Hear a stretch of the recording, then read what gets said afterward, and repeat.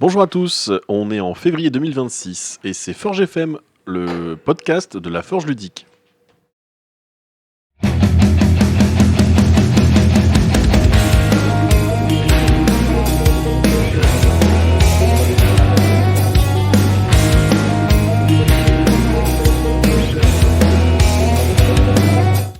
Hop là, bonjour à tous, je mets tous les micros. Et voilà, on est au premier podcast du début de l'année. Je vais pas dire bonne année à tous parce qu'on est en février, mais le cœur y est. Qu'est-ce qu'on va faire aujourd'hui? Je vais recommencer à... Déjà, je vous souhaite tous la bienvenue ici. Autour de la table, qui est-ce qu'on a? On va voir Greg, Hello. on va voir Dim, Salut. Riri, Salut. on a Sly, Bonsoir. Kirou Salut. et notre invité mystère, David. Bonsoir. Alors, comme d'habitude, on va commencer par le petit kiff du moment. On va faire le tour de table des kiffs du moment. Et on va commencer par Dim. Ok. Alors curieusement, ce n'est pas de la figurine, ce n'est pas un jeu de chasse. Enfin, c'est presque un jeu de chasse. C'est vrai qu'il nous a fait le coup. Vous vous rappelez, hein, pour les abonnés de notre podcast, ils se souviennent. En fait, j'ai installé ArtGrader et depuis, c'est un puits sans fond sur ce jeu. Je n'arrive plus à rien faire d'autre que de jouer. Je suis à 130 heures de jeu en un mois. Voilà. Donc, je joue beaucoup trop. Je joue quand je rentre le midi. Je joue tout le temps. Donc avec Greg aussi, hein, voilà. Avec Antoine aussi. Oui. Et avec Pierre qui est pas là. Coucou Pierre. Voilà, ouais. Et donc du coup, je me suis... Alors en figurine plus figurine, comme j'ai une imprimante 3D, j'imprime pas mal. J'ai imprimé des figurines ArtGrader du coup. En ce moment, c'est plus Trench Crusade. Du coup, je suis pas mal sur Trench Crusade.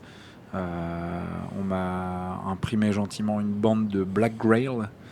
Et donc, je prends beaucoup de plaisir à peindre ces figurines un peu crado, etc. Mais bon, voilà. J'ai un peu moins de temps de peinture parce que je suis un peu plus pris. J'ai pas mal de trucs à côté en ce moment. Donc, voilà. Ça marche. Merci, Dim. Sly, Oui, présent. c'est quoi ta kiff du moment? T'avais pas écouté le début, en fait? Ouais, on faisait le tour de... Quoi? Présent. Qui êtes-vous? C'est gentil de me réveiller de ma sieste. Écoute, je suis toujours sur Légion Impérialiste parce que j'ai un rythme de peinture absolument exceptionnel.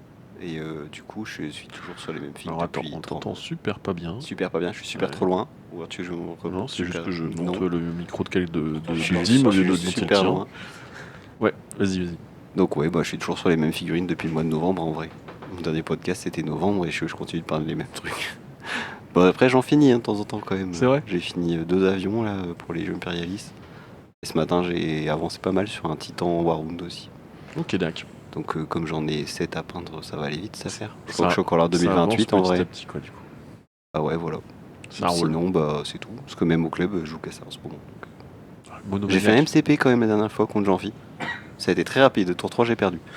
Donc, un petit jeu rapide, ouais, surtout avec moi les gars. Voilà. Ça marche, merci Sly. Greg? Sacré feu d'artifice. Je suis allé au JFJ la semaine dernière. Et donc ça m'a fait énormément de bien. J'y suis allé qu'une seule journée. Et ça a été mon kiff. De préparer ça, faire le road trip avec les copains, parce que 3 heures de route, un peu moins. Mais aller-retour, ça fait 6 heures dans la bagnole avec les potes, où tu parles figurines, entre autres.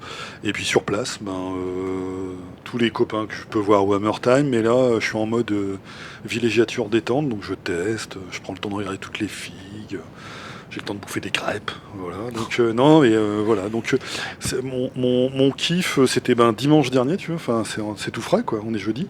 Donc mon kiff, j'ai encore ça, quoi, je suis encore sur cette vague-là. Ok, c'est cool ça.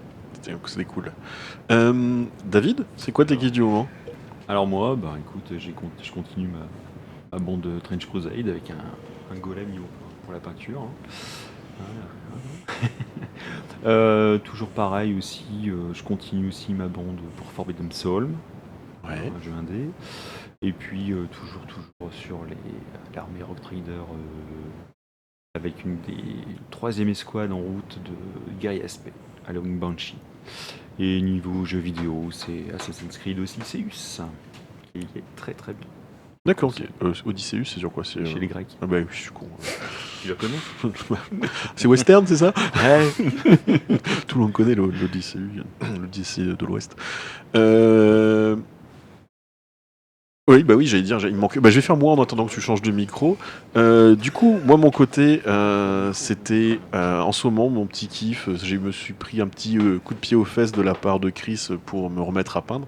Alors, du coup, j'ai monté des figurines et j'ai peint du Guardian of Traitor Toll. Qui est un petit jeu de figurines tourné assez narratif et très sympa, je le trouvais très cool, qui nous a été présenté à la Forge par Jean Peinture et j'en profite pour le remercier. Et j'ai craqué dès le lendemain en fait. Enfin, en gros, j'avais déjà repéré pendant Dans la la soirée même journée, où le quoi. Dans la commence. même journée. Ouais, c'est ça en fait. Je suis rentré chez moi, il était 2h du mat, je me suis levé à 7h30 en disant ah, j'arrive pas à dormir, mais je les ai commandés et puis je me suis rendormi. Voilà. Donc ça allait mieux. Donc voilà un petit peu l'histoire et du coup ça a pas mal de choses à monter, à peindre et ça c'est cool. Ça c'est cool. Puis Chris me motive un peu là-dessus donc parce que bien sûr elle a dit qu'elle allait attendre la version française et du coup elle a déjà commandé le jeu. Voilà en anglais. Voilà pour mes kiffs du moment. Kiro? Ouais. Ok. C'est mon kiff là, c'est ça? Ouais c'est ça. Ah pardon. Non, parce que comme T'as le j'ai droit pas de de parler micro maintenant. dédié, j'attends juste qu'on me donne la parole. c'est Ok. Bah Kiro c'est à toi de parler. Vas-y. Mon petit kiff du moment, pas beaucoup de peinture, difficile de peindre, pas beaucoup de temps. Par contre, j'ai fait un tournoi Blood Bowl il y a 2 semaines maintenant, et c'était assez cool. C'était épuisant. C'était dans quel coin? C'était à Vincennes, plein centre de Vincennes, sous la médiathèque de Vincennes. Ok. Et il y avait en gros 80 Blood Bowlers dans une salle. Donc ça sentait un peu l'homme à la fin, faut le dire. Mais c'était bien cool. J'ai fait un samedi où j'ai un peu marché sur l'eau, c'était trop bien. J'ai joué en table 6, 4, 3, 2, 3 tout le week-end. Et plus c'est petit, mieux c'est ça le numéro des Ouais, tables? bah c'est comme au ping-pong, c'est-à-dire au plus tu gagnes, au plus tu montes. Je C'est sais une pas, ronde j'ai- suisse. Moi j'ai jamais vu que c'était Donc un- j'ai qu'il y fait, ait des j'ai trucs en fait, dessous de j'ai 10, fait 3 victoires, un nul le samedi, et j'étais bien fatigué, et après j'ai fait un nul, une défaite le dimanche. Donc Ok. j'ai fini 16ème, c'était assez cool. Ah cool. Et c'était bien sympa de voir les copains, etc. Ça crie pas trop? Il n'y a pas trop le Alors volume sonore, ça va là, c'est un tournoi en fait, on est briefé, c'est-à-dire que comme c'est une salle municipale, juste sous la médiathèque, machin, prêtée gracieusement, les orgueils sont un peu en mode attention, pas de gros mots, etc. nanana. Pas de gros mots carrément. Ah ouais, on c'est- essaye. c'est- Et mettez pas Donc les il doigts y a dans personne, le hein, enfin il y a pas, mais c'est au cas où quoi. Ouais. Après je comprends, hein, mais donc c'était plutôt calme. En vrai, il y a quand même des mecs qui gueulent entre deux, c'est normal, Oui. c'est Blood Bowl, mais c'était assez calme dans l'ensemble. Voilà, c'était mon petit kiff. Ok, Dac, ben super, merci beaucoup pour vos kiffs du moment. On va commencer par nos chroniques. On avait décidé d'un ordre off et je l'ai oublié, donc on va commencer par Greg. Allez, banco. Alors moi j'ai décidé de vous parler, ça m'est venu comme ça, parce qu'en ce moment je relis pas mal de bandes dessinées, et je me suis dit, tiens, il y a un truc sur la narration, parce que avec Dim, évidemment, dans le capharnaüm de toutes nos idées et de nos envies, à un moment c'était, est-ce qu'on n'écrirait pas un système de règles? Et moi je m'étais dit, si je le fais, j'ai envie que les figurines me parlent tout de suite. Et pour qu'elles me parlent, je vais chercher un artifice. Et si je vous parle d'anthropomorphisme, tout de suite vous vous dites, ah, il se passe quelque chose. À quoi ça sert l'anthropomorphisme dans le jeu de figurines? Voilà l'objet de cette chronique. Donc, pour vous repréciser un petit peu le propos, c'est quoi l'anthropomorphisme? Où il y a une polarité entre le zoo et l'anthropo, mais globalement, c'est utiliser un animal pour lui prêter soit des traits humains, soit prendre un humain et lui prêter des traits animaux, pour comprendre plus rapidement son caractère. C'est ça l'idée en fait. Donc on peut citer des exemples bien connus, notamment le jeu Carnage, dans le jeu de figurines, je sais pas si vous voyez un peu, hein. Donc un corps d'humain, et puis des têtes d'animaux. Et tout de suite, si je vous dis, ben voilà, j'ai un animal, enfin j'ai un humain, mais avec une tête de lion. Je vous dis rien de plus, hein. Je vous dis rien de plus. Ou j'ai un corps humain un peu lourd, mais avec une tête de rhinocéros. Immédiatement, vous comprenez un peu, ou en tout cas vous avez, vous, intérieurement, intellectualisé le personnage en lui prêtant des traits et des caractéristiques. Et bien ça, dans le jeu de figurines, je trouve que c'est extrêmement puissant comme moteur. Et pour moi, aujourd'hui, ça me paraît indispensable, en fait, pour, entre guillemets, créer des raccourcis narratifs, je me suis interrogé d'où ça me venait. Et je me suis rendu compte que dans la BD, j'en avais énormément. Donc je voulais vous présenter quelques bandes dessinées issues de ma bibliothèque, qui sont pour moi, bon voilà, vous avez compris, hein, l'idée c'est de parler un petit peu de ce sujet-là de manière un peu transverse, à travers deux supports, mes deux passions, qui sont la figurine et la BD. Et pour moi, l'anthropomorphisme est voilà, présent dans les deux. Donc je ne peux que vous conseiller quelques lectures. Voilà, donc ça c'est Mouse, qui est pour moi un must-have. L'idée, clairement, c'est de faire un parallèle entre chat et souris pour évoquer des questions extrêmement dures sur la Seconde Guerre mondiale, et puis le traitement de ce qu'on peut considérer comme deux races.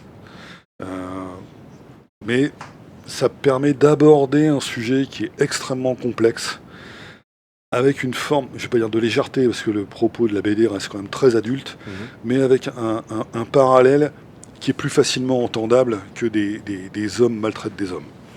Donc, à mettre dans toutes les bonnes ludothèques. Si vous, alors évidemment c'est en noir et blanc, le graphisme est un petit peu spécifique, on y rentre moins facilement que dans du Marvel, j'ai envie de dire, mais il y a une écriture qui est extrêmement intéressante et on y apprend des choses. Voilà, même en tant qu'adulte. Donc voilà, Mouse, c'est une des premières BD que je vous recommanderais, qui parle d'anthropomorphisme. Après, des choses plus légères, voilà, que j'avais déjà conseillé à Dim à une époque.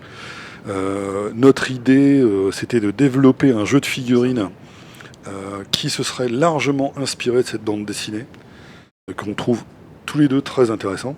Alors, je lui avais conseillé de la lire et puis il est tombé amoureux parce que en fait on s'amusait à avoir des phrases un petit peu très édulcorées pour habiller nos combats, notamment sur War Machine.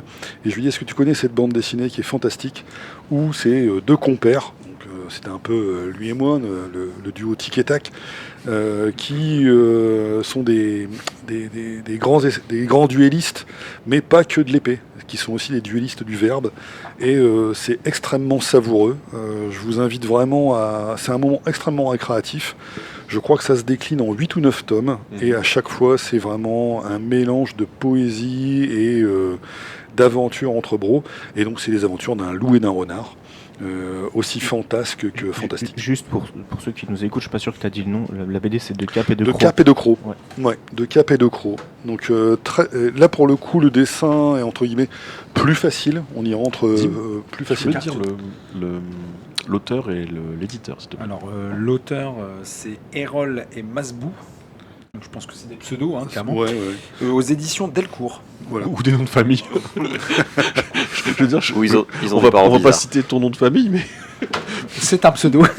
Après, le truc à offrir à tous les aficionados, oui, voilà, c'est Black Sad, qui est quand même beaucoup plus populaire. On va dire, ça a bien fonctionné. Enfin, ça continue à bien marcher. Là, donc vous êtes sur les pas d'un détective privé, qui est un chat de gouttière, un chat noir. Et là, pour le coup, le côté anthropomorphique, il est vraiment poussé au paroxysme, puisque tous les personnages sont des incarnations animales, à tête d'animaux, et où ils ont les caractéristiques, on va dire, européennes de l'animal type. Donc, bon, le chat de gouttière, un peu noir, et l'atmosphère, c'est une atmosphère années 50, très polar, très noir, avec simili-complot. La narration, elle est assez épurée. Par contre, le dessin, il est super fouillé. oufissime, ouais. Donc, Black Sad, c'est aussi quelque chose à découvrir. Même chose, vous vous emparez immédiatement des caractéristiques du personnage. Là, je vois Dimitri, il est en train de feuilleter. À un moment, bon, il lance une enquête, il se retrouve à questionner un espèce de gros cochon. Bon, on comprend le type, il est sale sur lui, il porte un vieux t-shirt. Le mec, il a une tête, voilà. Il tombe sur des mecs qui sont un peu rigoristes, ils ont des têtes de chiens allemands. Bon, vous voyez, derrière, on n'a pas besoin de vous expliquer les caractéristiques et la personnalité du personnage. Le physique parle pour lui. Ben ça, je trouve que c'est un moteur qui est extrêmement fort dans la narration. Et ensuite, tu peux rappeler Dim Black Sad. Black Sad. C'est Black chez Sad. Dargo, si je dis pas de bêtises. Donc, Guarnido. par Diaz Canales et Guarnido. Ouais, aux même, éditions d'Argo. ouais, là, même chose, on doit être à 7 ou 8 tomes. Voilà. Et ils en sortent un tous les 2 ans, on va dire. Ouais, C'est assez rare. Ouais, Ouais. ouais. Ils ont sorti là, je suis passé récemment, ils ont sorti l'intégralité en format méga grand. géant. Voilà. T'as vraiment- Et je vraiment le termine dessin. par ça, donc pour faire court, parce que les chroniques sont chronométrées, les 5 terres, qui sont une découverte pour moi cette année. Excuse-moi, Pardon. Vas-y. j'ai entendu le sphincter. C'est une découverte pour lui. Ah, ouais. C'était une révélation. Il a découvert J'avoue. mon sphincter, mais... Comme Désolé, dirait le désolé. libertin de la figurine, il n'est jamais trop tard pour bien faire. Donc là, du coup, je l'ai tué avec cette remarque. Donc les sphincters. Donc l'idée, c'est une fois de plus de l'anthropomorphisme. Vous tombez dans une ambiance à la Game of Thrones. On est dans une lutte de race. Les lions ont le pouvoir. Enfin, avaient le pouvoir, ils ne l'ont plus. Tous les félidés se disputent jalousement la capacité à maintenir sur le trône un de leurs descendants. Et autour de ça, vous avez toutes les races de mammifères qu'on peut imaginer, qui eux sont entre guillemets asservis aux lions. Et on va se mettre en place un théâtre assez lourd, à la fois à l'intérieur de la famille où ça commence à comploter et il y a des personnages qu'on pensait mineurs qui vont se révéler. Vraiment, vous êtes dans une narration à la Game of Thrones, mais dans une bande dessinée, toujours avec ce côté anthropomorphique où les caractéristiques des familles et des personnages sont clairement liés à leur physique. Un vrai coup de cœur pour moi, c'est vraiment le dernier truc que j'ai découvert assez tardivement, parce que quand je m'y suis attelé, j'ai vu qu'il y avait déjà 16 tomes de sortie, j'en suis au tome 5, je ne désemplis pas d'affection pour la narration de cette bande dessinée. Donc je vous le recommande chaudement. Voilà. Ok. Pareil, Dim. Les sphincters, du coup, par Llewellyn et le Reculé. Attention, un peu de faute entre le sphincter, etc. Enfin, bref, aux éditions Delcourt. Alors, en fait, il y a plusieurs cycles. Il y a 3 cycles, apparemment. Oui. C'est ça, Oui, hein. Il y a 3 cycles, donc l'Angléon, Lys et Arnor. Et donc là, ils en sont au cycle 3 et il y a encore 2 BD à venir. Voilà, sur Voilà. ce cycle-là. Oui. Mm. Donc, à voir. Hein, pour l'instant, j'ai pas senti. Alors, il y a toujours 15 tomes, ça fait un peu peur quand on attaque comme ça. J'ai toujours. Alors, je peux me permettre, je suis pas critique littéraire, on m'envoie un gratuitement, je peux dire ce que je pense. J'ai souvent peur des éditions à rallonge qui sont un peu à la sauce Netflix. C'est-à-dire qu'on a une bonne idée, puis on l'étire. On le dilue. En effet, chewing-gum. Donc, bon, j'ai souvent trouvé ça chez un éditeur, pour pas le nommer Soleil, qui a tendance à prendre une bonne idée et puis qui en fait vraiment quelque chose de trop élastique et qui perd complètement son contenu, qui devient creux. Là, je l'ai pas senti. Ok. Voilà. J'en reviens au jeu de C'est figurines. le seul que je connaissais pas, du coup. Ouais, j'en reviens au jeu de figurines. Du coup, vous me voyez arriver. Vous vous dites, mais quel est le parallèle avec le jeu de figurines ? Eh ben, je suis un amoureux des hommes bêtes. C'est vrai. Voilà, donc. D'où Dim, du coup. Alors bon, ça c'est un autre type d'homme bête. Je suis une bête. C'est un autre type d'homme bête. Bon voilà, c'est un autre type de bête. C'est mon petit sanglier, il faut le laisser tranquille. Donc, les hommes bêtes, qu'est-ce que ça vous évoque ? Si je vous fais, parce que le truc c'est de vous faire un petit tour de table. Si je vous dis homme bête, bon, vous pensez. Chèvre. Toi, tu penses chèvre, mais qu'est-ce que ça t'évoque ? L'homme bête primal. Le côté Là, ouais, la primal. bestialité, le côté Bestialité. agressif, bestial, l'instinct, tu vois, l'instinct primaire. Ouais. Et toi, Eric ? On est sur le même registre. C'est là, rien de plus à rajouter ? Si, quand même. Non, parce que je vais attendre de savoir où tu vas après. J'ai l'idée de te flinguer le truc en disant voilà. Vas-y, tu me flingues rien du tout. Vas-y, on discute, c'est bien. Non, c'est après, moi j'étais formaté par Games, donc j'ai l'image pareil, très voilà, homme bête. Alors récemment, ils sont partis sur d'autres trucs avec les Minotaurs, etc. Ils sont Ouais. le bout, donc on a un peu élargi, mais c'est vrai que les premiers au départ, tu vois, années 90, c'est ça quoi. C'est l'homme bête en plastique, HeroQuest, Seigneur de guerre. Ouais. C'est vraiment le mélange chèvre humain quoi. C'est aussi la représentation de la nature, parce que aujourd'hui on est dans un côté très manichéen chez Games, avec les méchants et les gentils. À l'époque, les hommes bêtes, ça représentait, alors certes des méchants, la bestialité du chaos, mais aussi la nature, dans son côté brut, quoi. Vraiment la nature... Ouais, t'avais des chamans, des c'est espèces ça, de druides, en et fait. un côté Ouais, c'est vrai. naturel chez les hommes bêtes, qui aujourd'hui, les factions de Games sont de moins en moins comme ça. Les Space Marines, c'est des gentils aujourd'hui. Il y a ça, ouais, c'est vrai. C'est vrai. Kiro, ça évoque quoi pour toi si je te dis homme bête chez Games ? C'est de l'anthropomorphisme. Ouais, mais- chez Games, ouais. Après, ou ailleurs, hein. après ça s'exporte à la mythologie aussi un peu moins. Moi, Exactement. je pense Centaure, Minotaur, Tout à fait. etc. Les faunes. Les faunes. Les satyres, voilà, ouais. moi, après, Games s'est inspiré de ça, hein, clairement, je pense. Tout à fait. Enfin, Ouais, ouais. De toute façon, ils ont inventé des choses, mais pas tant que ça. Ils ont adapté pas mal de trucs, et pour moi je pense mythologie plutôt quand tu me parles d'homme bête. Ouais, Direct. ouais. Et toi, Masp ?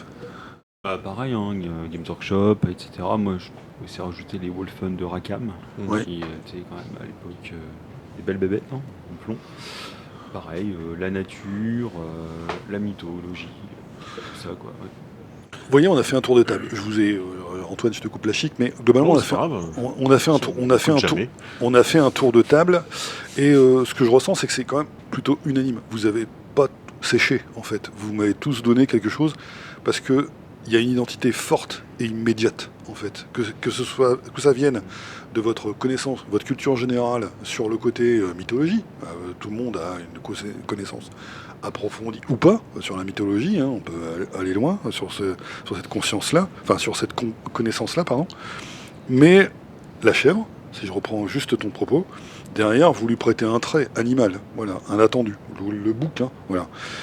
Moi, les hommes bêtes, je les ai toujours trouvés extrêmement intéressants pour leur côté contradictoire. Pour moi, ils incarnent la brutalité dans laquelle l'homme tombe quand il devient animal. Alors, c'est peut-être un petit peu trop intellectuel comme manière de voir les choses, mais je me suis toujours intéressé à leur fluff, où je me suis dit, c'est des hommes qui sont devenus bêtes, qui sont devenus des machines. Et en fait, c'est parce qu'ils ont rejeté la civilisation. À la et base, qu'ils- c'était ça en plus. Oui, c'est exactement ça. C'est ça. Alors, moi, j'ai joué aussi à RuneQuest, ce jeu de rôle RuneQuest, où, en fait, à partir du moment où tu abandonnes la civilisation et la culture et que tu en fais un rejet, tu deviens un homme bête. Tu vois, et c'est ce caractère-là, cette brutalité primale que tu as évoquée, qui me raconte immédiatement quelque chose. Associé à de la mythologie, c'est vous qui en avez parlé, et je me dis, tout ça derrière, il y a un côté où Games a réussi à faire cette espèce de grand barnum d'éléments animaux, avec un catalyseur qui était rejet de la civilisation pour une incarnation brutale. Ça me raconte tout de suite quelque chose, en fait. Et je trouve que c'est ça qui est fort, en fait, c'est que l'aspect visuel me raconte à moi tout de suite une histoire, et que vous en avez tous, vous, emparés, indépendamment, mais avec votre propre narration. Voilà, c'est ça qui m'intéresse, moi, dans l'anthropomorphisme, en fait. Et je me dis que c'est indispensable dans le jeu de figurines. Voilà, tout le parallèle et son importance. Voilà. C'était ma petite chronique sur l'importance de l'anthropomorphisme dans le jeu de figurines. Et puis on en profite pour saluer TGCM qui en a fait Ah oui. sa principale T'as cité activité. Carnage, mais leur premier jeu, Briscard. C'est Briscard, ouais, Briscard. Alors Briscard qui est plus fun en fait, quand même, il y a un côté moins serious quoi. Et que Carnage. on n'a pas cité mon jeu de cœur, AT43, où on avait de l'anthropomorphisme avec les Carman. Carman, ouais. Qui était l'anthropomorphisme qui est quand même plus rare dans la SF, je trouve. Ouais. C'est quand même C'est pas faux. plus rare. Ou Ouais, alors dans ouais, les jeux comme ouais. Stargrave où tu peux. Sur les jeux de SF, régulièrement, T'as les hommes bêtes. c'est des aliens. Donc comme il y a des Ouais, extraterrestres. t'as les zones bêtes, c'est vrai. Les hommes bêtes Ca- qui, ca- eux, là, pour le coup, sont des mutations. En fait, c'est ça.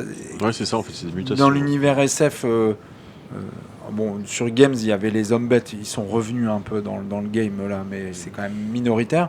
Mais dans tous les autres jeux SF, vous en trouvez pas beaucoup parce qu'il y a des extraterrestres. Donc du coup, il n'y a pas besoin t'as de. plus de facilité quoi. Mais c'est vrai que ça pourrait être intéressant de. Après, dans la SF, t'as quand même la planète des singes. Hein. Oui, C'est vrai. les Carman, du Ouais, coup, ouais. AT43. Voilà. Mais, Mais parce qu'ils ont fait un jeu, La planète des singes, ça n'a pas beaucoup marché. Ah ouais Ils ont des problèmes avec les droits.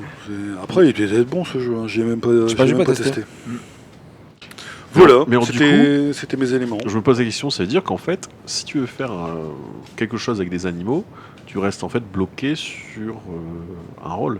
Dire, est-ce que tu peux faire un lion qui va être, ah bah ouais, j'allais dire pleutre, mais en fait dans les Disney, Dans le magicien d'Oz. Jafar. Le Non, pas contre-emploi, Jafar. le prince, le contre-emploi, Prince il- Scar. Prince Ouais. Jean. Prince Ah oui, Jean. Prince Ouais, Jean, mais ouais, le c'est contre-emploi, il nécessite. génial ce personnage. Enfin, tu vas pas t'emparer. Tu vas pas t'emparer de cette narration-là. Tu prêtes au lion ses caractéristiques de lion. C'est Mhm. dans le cours de l'histoire où tu te rends compte qu'il est pleute, qu'il est Ouais, en lâche, effet. qu'il se Mais dit de il est base, lion, il etc. devrait être comme ça. Il Ouais, est de lion base. parce que c'est le roi. Voilà. Mais- Ce qui est intéressant dans ce que tu dis, c'est justement, ils en ont fait un contre-emploi. Ouais, c'est ça. Parce que l'attendu, c'est pas ça. Non, mais c'est le- en, ouais. en posant la question, je dis, mais non, Alors en que fait, Robin, tu c'est peux un, avoir un truc. c'est un renard du coup. Il est Tu rusé, peux faire autrement, mais ouais, le ouais. prérequis, l'attendu, c'est celui-là. Après, on peut pousser plus loin en disant, culturellement, Ouais, c'est ça. il y a des attendus différents. Si on dit, ok, un homme rat en Chine, c'est pas le même homme rat qu'en Europe. Nous, on va prêter des caractéristiques aux rats Oui, qui tout vont à pas fait, être ceux que le Tout à Chinois fait. prête. Donc, culturellement, on va pas être sur le même attendu. Pour revenir sur les hommes bêtes, moi le grand kiff, avant qu'ils pètent tout à OS, mais le dernier Battle Tom, si je dis pas de bêtises, publié pour les hommes bêtes, à l'intérieur il y a un micro entrefilé narratif qui était pour le coup intéressant, où il parle d'hommes bêtes qui viendraient des profondeurs de l'océan et qui seraient La poiscaille. des requins, machin, etc. Moi, honnêtement, gros fan de One Piece, j'étais à donf. Je me suis dit, ok, je les veux, ces figurines, quoi. Tu vois, C'est je les veux. c'est un peu pour ça, tout à l'heure, quand t'as fait le tour de table, je suis pas parti. Enfin, parce que ce que je trouve intéressant, moi, dans le concept des hommes bêtes, c'est que récemment, avec de plus en plus d'artistes 3D, etc., je trouve qu'on s'éloigne beaucoup de l'image traditionnelle de l'homme bête avec Ouais. le côté bouc, etc. Et on trouve de plus en plus Il y a d'itérations. moins de poils, il y a plus de nageoires. Ah, exactement. On trouve beaucoup d'itérations où au final tu Ouais. peux trouver tous les animaux possibles et imaginables et je trouve que justement c'est intéressant. Ouais. Alors il y en a qui font ça exprès pour justement sortir des films qui peuvent être utilisés comme hommes bêtes et s'éloigner de la logique de games pour pas se faire courir après. Mais voilà, comme tu disais, les poissons, voilà, il y a Ah ouais, vraiment ouais, beaucoup ouais, de choses, les insectes aussi. Ouais. Je vais passer pas mal de trucs sympas aussi sur tout ça. Où au final on s'éloigne un peu du stéréotype. Ouais, le côté bouquetin, Ouais, voilà. que tu peux retrouver, bouc, taureau, vache, voilà quoi. Je vais faire une mise en abîme niveau film. Vous avez un film très très très bizarre, un film de genre, où en fait les rôles sont inversés. C'est un film avec de l'anthropomorphisme, donc les humains, un peu comme la planète des singes, les humains deviennent des bêtes et ils sont maltraités par c'est très petit budget, hein, si vous le trouvez sur Amazon Prime, je ne sais plus le nom du film, mais en gros c'est assez glauque avec des scènes d'hommes qui se font promener comme des chiens, ils se font abandonner sur le bord de la route et tout. C'est un film animaliste, hein, le propos il est là. Mais je pensais à ça en fait quand vous étiez en train d'en parler, où là c'est complètement inversé, c'est-à-dire que c'est les humains, les bêtes, c'est eux qui ont le statut d'animal, et les animaux, eux, ont le statut d'être éclairés, entre guillemets. Et voilà. Je vais penser aussi à Cats, le JDR, un peu. Ouais. Où t'as Ouais. pas vraiment d'anthropomorphisme, parce que du coup les chats restent des chats physiquement, mais Ouais. on se prêtait des... Et justement, là, je me suis intéressé moi ce que je prêtais comme caractéristique à l'anthropomorphisme, c'était un corps d'humain puis une tête d'animal. Hop. Recherche faite, j'étais dans l'erreur, on n'est pas là-dessus. C'est le L'anthropomorphisme, c'est prêter des caractéristiques d'humains aux animaux. La définition, c'est ça. Le zoomorphisme, c'est ma définition. C'est-à-dire, t'as un corps d'humain, tu lui claques une tête de lion, machin. Ça, c'est du zoomorphisme. Alors, ça va pas être complètement bien au clair, parce que j'ai regardé sur 2-3 définitions, notamment assez académiques. C'est entre les deux, du Bon, coup. voilà, je pense que on est dans le dictionnaire du geek, hein, donc il y a une zone un petit peu floue. Mais, par exemple, La Fontaine, clairement, on est dans l'anthropomorphisme. Le corbeau qui parle, un renard, etc. Ok. Voilà, ça c'est cité comme étant de l'anthropomorphisme. Le zoomorphisme, bon voilà, ça reste une espèce de sous-catégorie. Est-ce qu'elle est enregistrée au niveau académique? Je ne sais pas. Ok. Voilà. En tout cas, le mot, il a le mérite d'exister. On est plus proche des jeux égyptiens, par exemple, tu vois, sur lesquels on a prêté une tête d'animal sur un Ouais, corps tout à d'homme, fait. avec une intention, on va dire, derrière, quoi, un comportement, quoi. Ça Voilà. marche. En termes de BD, je pourrais te conseiller aussi Le Château des Animaux. Oui. Ils sont au tome 4, je crois, cette année. Enfin, l'année dernière. Ah, j'ai pas ça. J'ai Il feuilleté. est vraiment cool. J'ai feuilleté. Vraiment super beau et vraiment sympa. D'accord. Bah, Qui est écoute. adapté de, je ne sais plus, Orson Welles. Ouais, la ferme des animaux. La ferme des La ferme animaux, des ouais, je crois animaux, que ouais. c'est ça. Qui est sympa aussi. D'accord. C'est Bon, hyper bah, ouais, Qui c'est- pour le je coup note, est je note. l'anthropomorphisme, c'est des Oui, c'est animaux ça. mais qui fonctionnent comme une société humaine, mais qui restent des animaux quoi. D'accord. Il reste des animaux Ouais, ouais. et ils essaient de mettre en place une société. Ok, bah, je regarderai ça. Ça marche. Bah, merci beaucoup, Greg. Je vous en prie. Voilà. On va passer à notre prochaine rubrique. Relax. C'est le grill de la forge. Alors, on va passer sur le grill aujourd'hui. On va passer du coup. D'abord, on va te laisser te présenter. Donc, qui es-tu, cher grillé du mois? Ah ouais, c'est David, aka Masp. Voilà, depuis le début de la forge, membre. Voilà, joueur de Frostgrave, Stargrave, Regent of Shadow Deep, Sellsword and Spellsinger, enfin plein de petits jeux indés surtout. Je suis escarmouche. Et puis collectionneur invétéré de figues old school, mais aussi fichier STL. L'ordi est bien rempli. Voilà. Non, je suis un passionné de la figurine depuis très longtemps. J'ai jamais arrêté depuis que j'ai commencé. Du coup, j'arrive à la deuxième question. C'est quoi ta première expérience avec la figurine? Oh. Alors là, ça va. Vous avez du temps? Oui, bien sûr. Alors ça date, j'ai pu même mettre une date dessus il n'y a pas très longtemps. Ça date de 1991. Pour être précis, c'est que moi, dès le départ, j'ai grandi dans les années 80, donc Albator, Cobra, enfin tous les bons dessins animés de l'époque. Il y avait un terreau particulier bien installé. Et puis un jour, mon papa travaillait à la Foire internationale de Lille, pour ceux qui ont connu ça il y a très très très longtemps. C'est un endroit où il y avait plein d'expositions.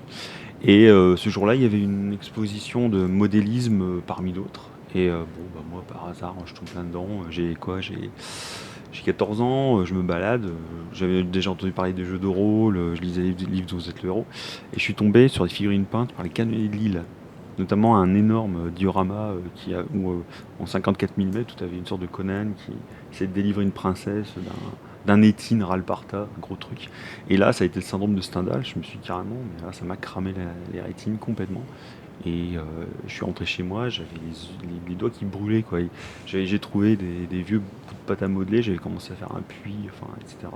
Dans la semaine, j'ai acheté mes premières figurines au sous-sol à l'époque du Fury du Nord, où là, je suis tombé sur un box art de Space Hulk, la deuxième choc. Voilà, et puis depuis ce temps-là, j'arrête pas, quoi. J'ai jamais arrêté. Ok, J'ai d'accord. enchaîné sur l'achat de Space Crusade un mois après, ça a été... C'était C'est intense, ça a été la intense. révolution. Ouais, non, franchement, ça a été émotionnellement très intense. Le meilleur moment de ma vie, peut-être. Ah ouais, carrément. Ouais, Pas mal. après les enfants. Ouais, enfin, Trop oui, tard, oui, trop oui, tard, oui. c'est dit. C'est dit. Alors du coup, tu as répondu tout à l'heure un petit peu. Quand est-ce que tu es arrivé à la forge? Tout au début, j'ai fait Au tout partie début, donc, des gens qui ont signé tout de suite, 8 ans et demi, à peu tous près. arpenteurs. Ça marche. Et qu'est-ce qui t'y a fait revenir? À la forge? Oui. Bah, je suis jamais parti. Oui. Bon, vers 2-3 heures du matin, tu es obligé de partir un moment. Non, moi, ce que j'aime à la forge, c'est la communauté forge. C'est surtout ça, c'est les gens. C'est les jeux joués, évidemment, mais c'est l'esprit, c'est le hammer time, c'est l'émulation. Puis c'est tous les copains, quoi. Franchement, la vie serait beaucoup plus terne sur la forge. C'est sûr. Alors, je vais te passer une série de questions à 2 choix. Et il faut que tu répondes le plus vite possible, sans trop réfléchir. Ok. T'es prêt? Ouais. Figurine ou plateau? Figurine. D6 ou D20? D20. Décor ou figurine? Figurine. Nougatti ou sneakers? Sneakers. Bord couleur ou bord noir? Pardon? Bord couleur ou bord noir? Bord noir. Action ou réflexion? Action. Raclette ou fondue? Raclette. Sly ou Kiro? Les deux. Objectif ou poutre? Objectif. Craquage ou volonté? Volonté. Duo ou multi? Duo. Ok, bon, bien joué. Alors, maintenant on va passer à l'étape du jeu, d'accord? Pour toi, quel est le jeu numéro 1 dans ton cœur? Frostgrave, je dirais, dans un premier temps. Ouais. Tu y joues encore? Ouais, toujours partant. Ouais. C'est le jeu qui m'a fait revenir au Revoir la wargame. figurine. Au wargame. Voilà. Parce que, ouais, Et auquel pense- j'ai le plus joué, je pense. Frostgrave, ça a quoi ça? 6 ans au moins, Une plus. dizaine d'années. Ça a déjà une dizaine d'années? Ouais, Ah, il y la a vache. 2 versions. Hein. Ma culotte. Ma culotte. Immaculé. C'est le nom de l'auteur. Enfin, Joseph, si tu nous entends, Joseph McCullough. Jim McCullough. Tu vas voir 11 ans. Là également. Ok, d'accord. ouais. Et du coup, toujours dans les jeux, quel est le jeu que tu as détesté? Celui que tu... Non. Voilà. Mais non. The Infinity. J'ai jamais essayé. La tentative Je peux d'influence. pas dire que j'ai vraiment détesté un jeu de figurines, quoi. Je sais que... En fait, nous aussi. Warhammer 40 000, mais quand il était dans sa phase, à partir de V6. 95, Ah oui. Ah, non. où c'était... V4. Ouais, Non, enfin 80, là où t'avais... V3. En fait, ils avaient complètement... Ils ont tout enlevé, ouais. fait, moi j'ai commencé avec dans l'esprit Rock Trader. Ouais. Tu V2, vois, du coup. 91, la V1 V1, et V1 anglaise. Un V2. Et 95, c'est la V3. V2. La V2. Et c'était que du tournoi, c'était que de la poutre, Ah bon c'était que ça. Parce que pour moi, la V2, Et c'était que ça, le que même ça, règle que ça. Necromunda. Et moi, quand t'arrivais avec une armée qui était assez tranquille, quoi, Ouais. tu te faisais. Ah oui, des Enfin, moi, fois, je me faisais tout le temps retourner par mes potes. Ça m'a gavé. Ouais, c'est vrai qu'elle Et était c'est pas pour ça très que j'ai très vite basculé, en fait, très vite voulu aller dans l'indé. En fait. Ok. Très, très Plus vite. tes potes le problème. Ah, exactement, non mais. C'est mais plus oui. le joueur avec qui Ah tu oui, joues mais parce que tu peux prendre c'est n'importe pour ça que je quel dis jeu. le jeu, mais c'est peut-être par rapport à l'environnement C'est ça, tout à des fait. joueurs autour du jeu. Mm. Mais 40 000 en soi, t'en fais ce que tu veux. Tout à fait. Mmh, T'en fais c'est ce que vrai. tu veux, c'est tout. C'est comme n'importe quel jeu. Question modélisme maintenant. Quel est le truc de modélisme que tu aurais aimé connaître dès le départ? Comment diluer sa peinture et puis le geste surtout du pinceau. Le geste du pinceau et peinture. C'est-à-dire que j'ai toujours peint de façon assez propre. Mais j'ai décollé le jour où j'ai vu un peintre à cam peindre devant moi. Il fallait peindre avec ses mains en Là, fait. c'est le là où il- gars, bah non, mais simplement quand il dégorgeait son pinceau, quand il diluait, et le geste. Tout de suite j'ai capté. Et après ça putait pareil. Quoi. D'accord, ok. C'est aussi une nouvelle révolution, mais côté Ouais, peinture. ouais, là, ouais, du coup. tac. Ok, Dac. Faut voir les gens faire en fait. Ouais. C'est bien les tutos et tout ça, mais Ouais, faut voir je les gens suis faire. très très d'accord avec toi, ça c'est vrai.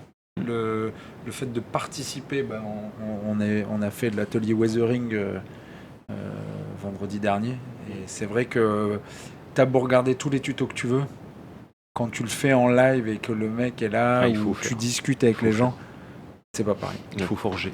C'est ça. T'as un type qui corrige tout de suite ton erreur, quoi. T'es pas là à aller jusqu'au bout du chemin pour faire demi-tour. Ah, puis tu Ça, peux c'est pas interpeller tout de suite la personne. Ouais, Ou ne serait-ce que voir faire. Oui, il y a ça aussi. Ouais. Moi, j'ai pas. Le Moi, visuel. moi, c'était Martin Grandbarbe qui peignait devant moi là, Oui, tout de suite. au monde du jeu. Et j'ai vu simplement comment il passait la peinture sur le pinceau, etc. Et la peinture sur la figurine avec le pinceau, et j'ai eu un déclic. Quoi. Tout de suite, j'ai eu un déclic. Ça veut pas dire que je suis un bon. Mais après, j'ai enchaîné sur la peinture d'expo, etc. Et ça m'a aidé beaucoup après. Canonnier, etc. Ouais, c'est vrai que j'ai fait une grosse pause en fait, d'une bonne dizaine d'années où j'ai fait que de la peinture d'expo entre 2003 et 2010. Ouais, ça fait pas 10 ans, à mais peu bon. près, ouais. Et puis où j'ai fait pas mal de concours, Belgique, les concours parisiens, etc. J'étais primé, etc. aussi. La classe. Ouais. Et une fois que j'ai eu ce que je voulais, j'avais eu le Best of Show à une époque, il y avait. C'était. Il y avait Crusade dedans, je ne sais plus, la Painting Crusade, je crois. C'était Ouais, quelque chose dans ce Painting genre-là. Crusade, ça me dit C'était à quelque chose. Bruxelles. Et j'y participais régulièrement. Une fois, j'ai fait Best of Show. La classe. Puis après, t'as Comme raccroché. 150 pièces, etc. T'as raccroché les pinceaux ouais, après. ouais. Non, mais après, je me suis dit, c'est bon. En fait, j'ai plus envie. Ouais. J'ai encore fait après un petit prix à Salute. Et après, je suis repassé. Il m'a fallu 2-3 ans pour revenir. Ouais. Mais avec la naissance de mon fils, le fait de recollectionner du old school, enfin, tout ça c'était lié. J'ai fait une sorte de couva de figurines. Moi. C'est vrai en plus, hein, j'ai quasiment pété à une époque mon compte en banque facilement sur les trucs old school. Et je suis reparti là-dedans en fait. D'accord. Genre, juste toujours. Et tu refais encore de la peinture au style expo ou pas même pour toi? Non. Là Ça reste que de la maintenant, peinture ce de que jeu. je fais, c'est mon projet, surtout en ce moment, c'est de refaire c'est de copier de la peinture Studio Games d'il y a 30 ans. Ah, ça, Et c'est en fait, je réapprends. Ah, pardon. Là, quelque part, avec des nouvelles des couleurs que je n'utilise jamais, le jaune, le rouge pétant, des trucs pétants. Mhm. Et c'est hyper reposant, quoi. C'est un truc de malade. C'est super bien. Je conseille tout le monde de faire l'exercice. La copie de temps en temps, ça fait pas de mal. La copie de box art, c'est Ouais. vraiment cool. Ouais. Je suis d'accord. Ça fait du bien. Ok. Moi, j'aime bien.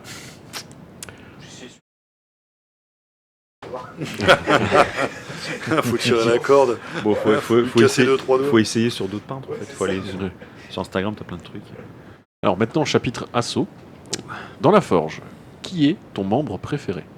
Waouh, je déteste dire. Et ouais, mais c'est Y a pour ça pas qu'on de pose la membre question. préféré, y a Eh, pas de membre si, préféré. si. Mais je S'il y en dirais, a un, il y a mon compagnon de toujours qui est Pierre, yes. que je connais depuis 2000, Bonnie, ouais. Vonny Mac, voilà, qui est mon pote, mon frère. Je dirais. Et ouais, on a fait 400 coups ensemble au niveau film. Je crois qu'on continuera, j'espère, encore longtemps, quoi. Quel est ton prochain projet à la Forge? Alors, il n'est pas encore défini, je dirais. Ah. Là, pour l'instant, je suis toujours sur mon projet perso qui est de constituer une armée Eldar Rock Trader pour ma vitrine. Et là, actuellement, je dirais peut-être ma prochaine table pour la Time. J'ai déjà commencé à travailler un petit peu, ouais, voilà, pour Stargrave notamment. Ok. Que j'aime beaucoup, qui est aussi un jeu de cœur aussi. Frostgrave, Stargrave. Des jeux très sympas, vraiment dans l'esprit anglais de la... Qui est ou qui va sortir en français dans pas longtemps, je me souviens. Stargrave est déjà sorti en français. Il est Ouais. Sorti en français. Ok. Et il y a des suppléments qui sont Tu fais programmés. dégommer. Ah, c'est sorti en français. Pardon. Pourquoi tu l'as pas acheté encore? Et nous avons fait une commande groupée. On a fait une commande Ah oui, groupée. Ouais, hein. ouais, c'est vrai. Oui. Pris en charge par le studio Tomahawk. Je crois. Ouais. C'est ça. Donc, Ça marche. Bah, merci beaucoup, David, Ah, de rien. pour ces confessions et plaisir. ce passage sur le grill. On va donc passer, sauf si vous avez des remarques. Non. Non, bah là j'ai pas de questions. On va passer J'ai du coup. proposé à Mas de faire une partie de Warhammer 40 000 V3. Vu qu'il a l'air de pas aimer ça, mais je te jure que c'est bien. quand tu veux sur OPR, tu sais même Non. qu'ils ont, là cette semaine, ils ont sorti, peut-être un truc qui pourrait t'intéresser, il y a un mec, un fan, mais un concepteur de jeu professionnel. Il a adapté Et Trench Trench Crusade Crusade, à j'ai 40 vu. 000. Ouais, j'ai vu. Et ça, il a pas chômé parce que le gars, il a quand même pondu un document de 700 pages. Trench Crusade. En tout cas, le site où il a... Ah, il utilise les règles de tu Trench. utilises le mais- Trench, il avec a des figurines pris de- les 25 d'accord. factions. Il Et a fait la- chacune, ouais, voilà. il a fait du C'est une keyword. cosmétique. etc. Et ça, je pense que ça j'essaierais bien ça. Ça me plairait beaucoup parce que le moteur de la matrice de Trench Trench, ouais, Crusade, quand même pas mal. c'est quand même Ouais, quand même pour moi sympathique, ouais. des 10 dernières années en escarmouche, Ouais. certainement la meilleure. C'est Elle le est meilleur moteur testé dernièrement. Elle est excellente. Ouais. Il Elle fait est vroom excellente. vroom ce Elle moteur, est- ouais, c'est vrai. Elle est simple, profonde. Mmh. Ce qu'aurait dû être Kill Team pour moi. Ouais, possible, ouais. C'est pas Kill Team, impossible. Moi, elle m'a Ouais. fait penser à Infinity, moi. Mais Kill Team, il y a dans trop les sensations. d'égarements, on se fait chier. Kill Team, c'est très exigeant, c'est orienté tournoi, tandis que par exemple, Ouais, mais c'est orienté Oh, tournoi, mais Trench, il y a- c'est il y pas. a toujours du duel. de Trench, kits. c'est tu vois. on se tape dessus, mais il y a du fun, quoi. Ah oui, non. Tu vois, c'est du fun. comme l'a dit Pierre, c'est pas narratif, c'est cinématique. Ouais, exact. Alors que tu vois, pour le coup, on parlait de Horus Heresy, c'est pas du tout cinématique, enfin, vraiment pas. Par contre, en fait, tu peux faire du narratif, en fait. Oui, oui, oui. Mais alors, bon, c'est un sujet de podcast à lui tout seul, hein, cette histoire. On en parle souvent, mais ouais, Trench. L'avantage, c'est que le système, je peux l'expliquer à mes gamins très rapidement. Il est... Et ça, en ouais. général, c'est que c'est des bons. Et sans pour autant sacrifier sur le côté tactique ou Non. quoi que ce soit. Et ce qui est C'est très vrai. bien en plus dans ce qu'a fait ce monsieur-là, il a aussi adapté, il y a des listes pour Necromunda, Ah, ouais. et puis faire des choses aussi. Il a même été chercher les slans. Ouais. Chercher les slans, les hôtes. Enfin, ça ne doit Ouais, pas des parler trucs, pour la plupart des gens, mais c'est des vieux trucs de 40 000 de Rock Trader.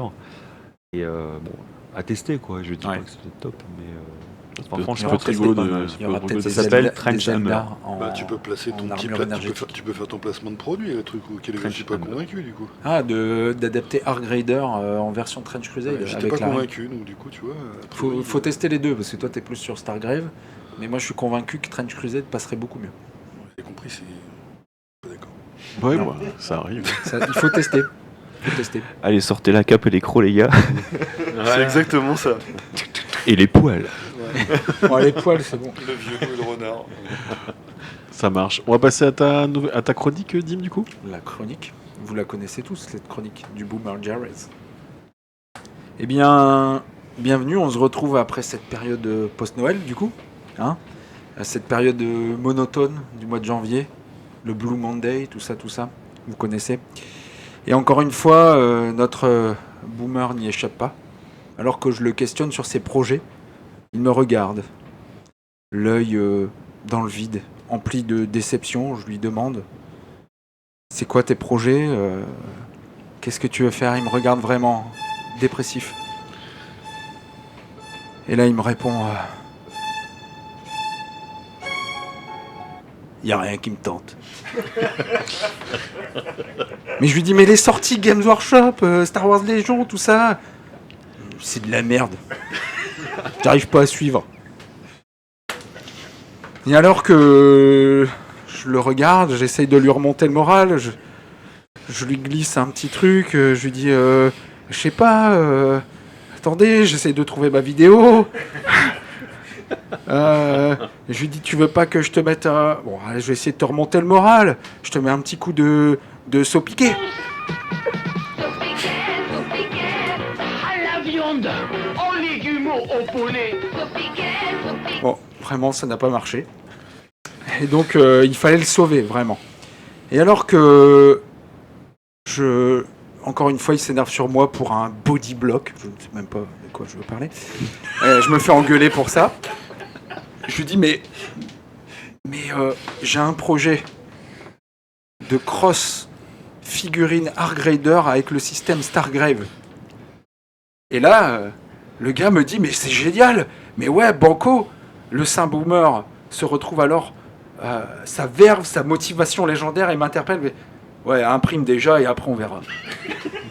Et donc je me suis dit, là, faut que je fasse mon saut vers le côté résineux de la figurine. Étant bon, et puis donc du coup, ce soir, je vous explique ce qui m'a fait basculer du côté résineux de la figurine et quels sont les avantages, parce que c'est un pas que j'ai mis beaucoup de temps à franchir, et je vais vous expliquer pourquoi je l'ai franchi. Alors c'est pas pour les questions d'Argrader, hein, parce que Argrader c'est venu après. Il y avait les obstacles premiers quand vous voulez lancer dans l'impression. Alors je parle pas de l'impression filament ce soir parce que c'est beaucoup plus accessible et je pense que beaucoup de gens qui font de la figurine acquièrent une imprimante filaire, mais l'imprimante résine c'est plus compliqué. Déjà la mise en œuvre est plus complexe, les produits chimiques, etc. Alors moi je me rendais pas du tout compte de tout le bordel que c'est. Est-ce que tu crois que tu achètes l'imprimante de résine et c'est fini ? Pas du tout. Et il y a plein de produits, l'alcool, etc. Alors je vais pas vous faire une revue technique. Ce qui m'a décidé, c'est notamment une vidéo. Alors je sais pas le nom du youtubeur de Maker qui a parlé du purificateur d'air. Mars Mate 2 du coup. Donc c'est un gros purificateur d'air. C'est ça qui m'a fait franchir le pas. Et aussi le côté, j'ai ouvert mes tiroirs, j'ai vu tout le bordel de figurines, et je dis ça peut pas durer comme ça en fait. J'achète, et je me dis, je dépense de la thune, j'achète, j'accumule, je revends, et en fait c'est un puits sans fond. Autant avoir un puits sans fond de fichiers, et quand tu as envie, tu les imprimes. Bon, voilà, ça c'est une première chose. Donc le côté technique et, on va dire, toxique, nocif, etc., il a été vite balayé par ce test que j'ai vu. Je vous invite à le voir. Alors, sur Internet, il a fait le test des produits chimiques qui sont sortis par l'impression de la résine. Et en fait, c'est 0. Quand vous avez le Mars Power, 0,001 composés volatiles. Alors, il faut savoir que l'impression résine, quand ça polymérise, ça balance des composés volatiles qui sont inodores et qui sont cancérigènes. C'est un peu dangereux quand même. Faut le rappeler. Donc voilà, si vous imprimez et que vous n'avez pas de purificateur d'air, faut foutre ça dans un endroit fermé. En revanche, si vous avez un purificateur d'air avec cette cartouche de charbon actif, alors le côté très pratique du Mars Mate, c'est qu'il se branche directement dans pas dans le cul. Vous avez cru que j'allais dire cul. Oui, oui. Non, dans l'imprimante 3D, à l'arrière, en fait, il y a un tuyau, donc il y a vraiment zéro vapeur qui sort de l'imprimante. Ça passe direct dans le tuyau, ça aspire directement. Le seul écueil à ça, c'est qu'il n'y a pas c'est pas réglé sur l'imprimante. Donc le purificateur fonctionne en continu. Si vous ne l'éteignez pas manuellement, ça ne s'éteint pas. Donc quand vous avez fini l'impression, voilà. Alors, mon principal plaidoyer et truc qui m'a fait aussi basculer, c'est le côté liberté au niveau de l'impression 3D. Ça vous ouvre un potentiel de liberté. Vous n'êtes plus asservi aux sorties figurines, au changement de règles, au changement de matériel. Notamment, là, il y a eu des changements dans Horus Heresy. Il y a eu un gros shitstorm sur le fait du passage V2, V3 où il y avait des figurines qui disparaissaient carrément. Il y avait des options de matériel qui disparaissaient carrément. Et donc les mecs, ils se retrouvaient avec des figurines Forge World qu'ils avaient depuis la première version. Ils disaient c'est inutilisable. Là, vous êtes, j'ai envie de dire, si vous avez une imprimante 3D, vous avez le personnage qui est là, vous pouvez toujours faire un Countaz, mais vous avez envie d'imprimer le truc très spécifique d'armes ou quoi, vous pouvez. Donc, mon conseil, c'est mes premières impressions, ça a été ça. Ça a été, je vais les sortir d'ailleurs. Les premières impressions, ça a été pour Horus Heresy, et c'est aussi ça qui m'a motivé. Je me suis dit, en fait, j'ai plein de Marines, de trucs, mais quand tu te dis, ok, en fait, les Breachers, c'est une boîte encore à sortir. Et puis les armes spé, c'est encore une boîte à acheter. Je dis, c'est pas possible, en fait, me faire avoir comme un pigeon à chaque fois. Donc, j'en ai eu un peu marre. Et je me suis dit, c'est tout. Go avec ce truc de... plus de problème de toxicité de l'impression 3D. Et très vite, vous mettez le doigt dedans. Et puis finalement, vous avez en gros plus aucune limite à mon pouvoir, plus aucune limite à ce que vous pouvez imaginer. Donc ça, je vais montrer un Riri.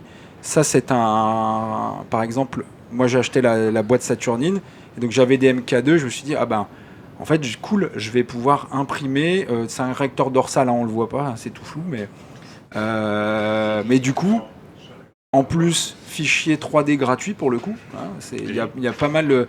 Vous avez pas mal de fichiers 3D gratos que vous pouvez trouver sur Cult 3D ou sur... T'as pas assez de lumière. Il n'y a pas assez de... je peux augmenter la luminosité. On voit pas bien. Non mais devant le... Voilà, c'est pas grave. Mais donc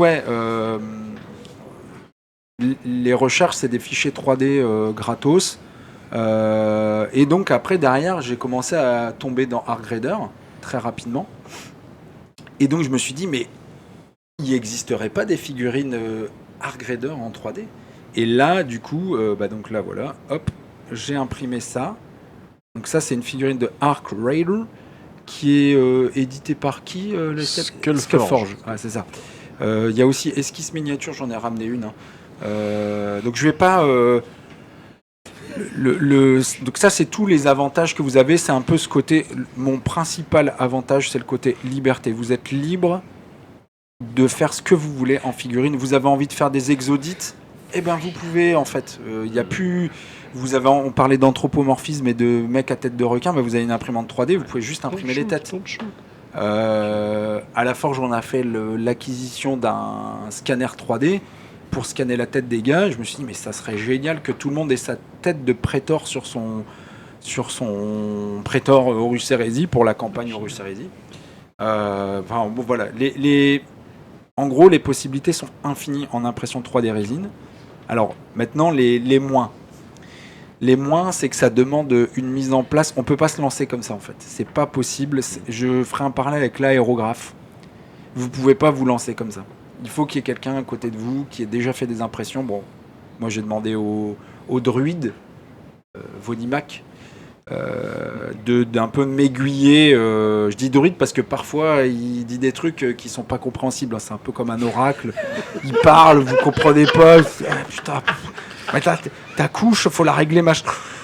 Ouais, ok, d'accord. Non, mais dis-moi simplement ce que je change en fait. Ouais, d'accord, je vais t'envoyer les paramètres. Ok, c'est bien, comme ça je comprends. Parce qu'en gros, vous devez quand même régler. Moi, naïvement, je pensais, j'achetais l'imprimante. Je mettais la résine dedans, je mettais le fichier, pouf, j'appuie, c'est parti. Et non, en fait, ça marche pas du tout comme ça.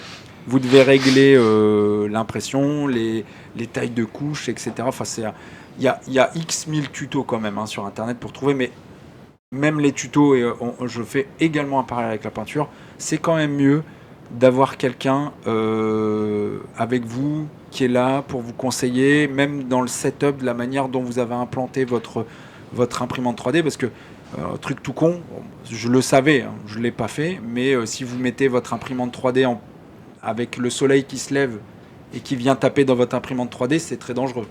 Vous allez polymériser dans le bac à résine. Pareillement, vous pouvez avoir des fails d'impression. Moi, au début, je pensais que c'était très grave, etc. Avant qu'on me dise, Pierre me dise, mais non, c'est pas grave, ça va t'arriver. De toute façon, ça arrivera. Et donc, en fait, c'est un peu comme, vous avez l'aéro, il fait des bulles. quand vous savez pas faire de l'aéro, vous dites toute la merde, c'est de la merde, je vais niquer mon aéro. Bon bah voilà, c'est pareil pour l'imprimante 3D. Donc ça prend du temps, ça faut vraiment bien regarder, être sûr de son coup. Moi, j'ai pris une imprimante, une Elegoo Mars 5 parce qu'elle est très simple à faire. Il n'y a pas de nivellement à faire parce qu'il y a aussi toute cette partie technique. Niveau, Greg me fait comme ça, niveau sous-sous, ça représente Mars 5, c'est quand même une entrée de gamme. Hein. Je sais pas si c'est une entrée de gamme ou milieu de gamme, mais ça coûte 400 €. Voilà. Moi, le set. Ouais, après, c'est plus là pour le coup, là tu montres les figurines, mais c'est plus la résine qui va conditionner aussi un peu votre impression.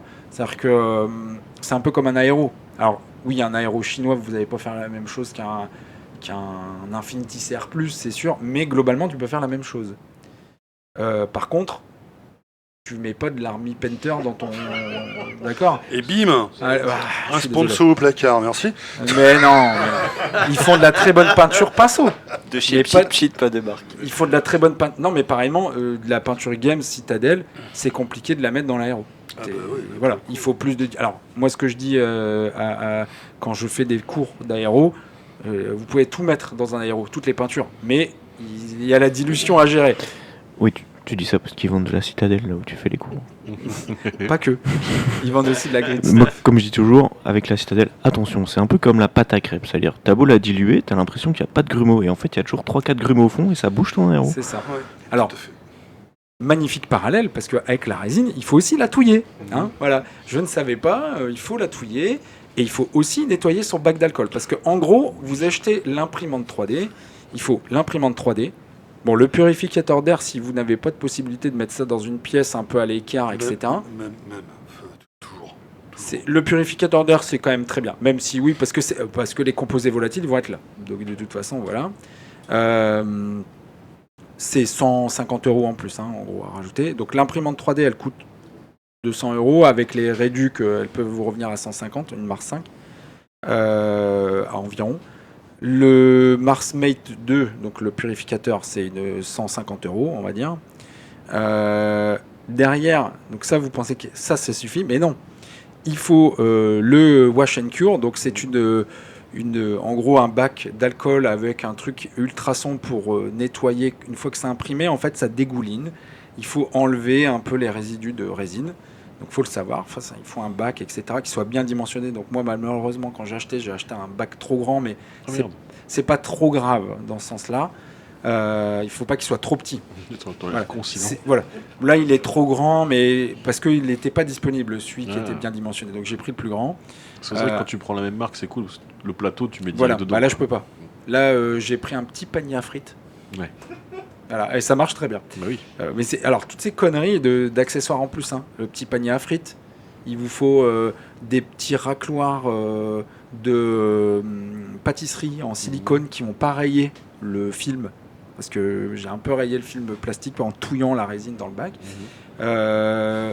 Le tapis en silicone pour mettre en dessous de l'imprimante 3D pour que quand ça goûte, si ça goûte sur le meuble, si vous y tenez, voilà. Oui, si on y tient. Il faut un plateau pour quand vous sortez votre truc. Oui, non, mais après, moi, j'essaye de faire J'aime bien parce que putain, tu fais la liste de tous les trucs et on se regarde, genre. Bon, non, ça, mais c'est non, parce que vous le faites dans un garage. C'était barbare. Nous, on s'en branle. C'est parce que, alors, fou. c'est parce que vous avez aussi une pièce qui n'est pas une pièce Bien de sûr. vie. Moi, c'est une pièce de vie. C'est mon bureau peinture. C'est aussi une pièce de jeu. En gros, c'est la pièce de jeu de la En maison. plus, tu l'as mis sur ton piano à queue, donc ouais, je comprends que tu fasses attention. C'est juste à côté de la PlayStation 5, par contre. Il y a la PlayStation 5 qui est juste en dessous. Donc, il y a tout ça. Il y a le wash et il y a le cure. Donc, le cure, c'est un bac à UV, en gros, avec un plateau tournant. Pareil, c'est un truc qu'il faut acheter. T'as deux trucs différents? Non, alors en fait, j'ai deux socles. Ah oui, j'ai deux trucs différents. Ouais. Ah ouais? Ouais. D'accord. Mais Ah, j'ai moi, deux- c'est Il y a des machines qui le font wash les deux, mais- and cure. Ouais, moi, c'est pas un wash and cure, c'est le wash. J'enlève le récipient d'alcool Non. et je peux faire un curé. Ouais, non, moi, alors ça, c'est l'option la moins chère. Mais moi, j'ai pris l'option Bien offensive. sûr, moi je vais la version cheap. J'ai pris l'option offensive. No skill le radin. Ah, fou. Voilà. Ah, Oui, ça prend moins de place aussi. Hein. C'est surtout que le wash and cure, j'avais pas la possibilité d'acheter parce que j'ai acheté au moment où c'était les grosses promos, le Black Ah, Friday oui, sur puis, Elegoo.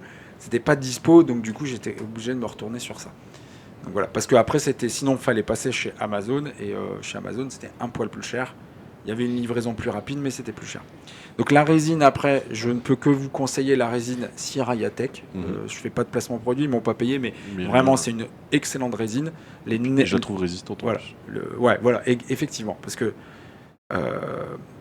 il y a ça se voit quelqu'un qui sait imprimer. Je vais pas mentir, moi j'imprime pas très bien. Je reste dans une zone de confort où niveau finition c'est pas très beau, on voit les trucs, mais au moins elles cassent pas les figurines. Mais il y a un savoir-faire, il y a quelque chose. Ça se ressent, voilà, c'est tout, c'est comme ça. Ça demande de la pratique, etc.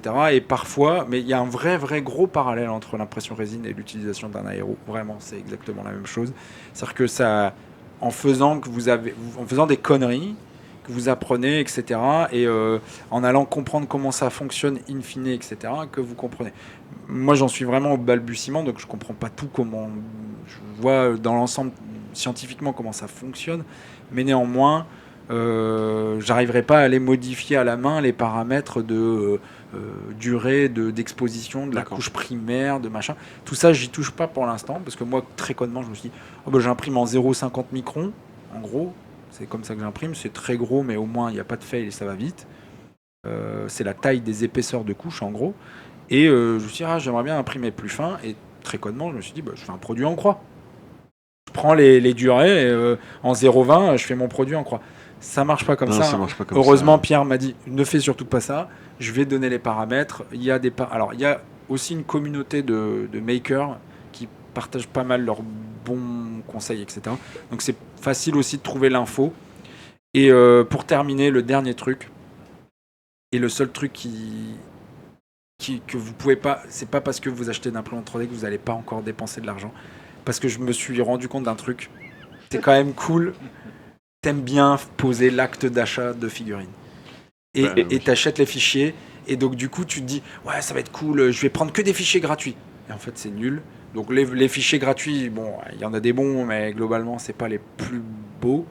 Et quand même, tu es content quand tu as acheté un fichier. Et là, tu peux le démultiplier. Donc là, moi, le craquage, le dernier... Alors, tu sais, beaucoup plus petits craquages. C'est le Kickstarter de Stéphane Colonel Müller, je crois. C'est comme ça qu'il s'appelle. Il a fait un Kickstarter d'Allemand, Deuxième Guerre mondiale pour le front Est.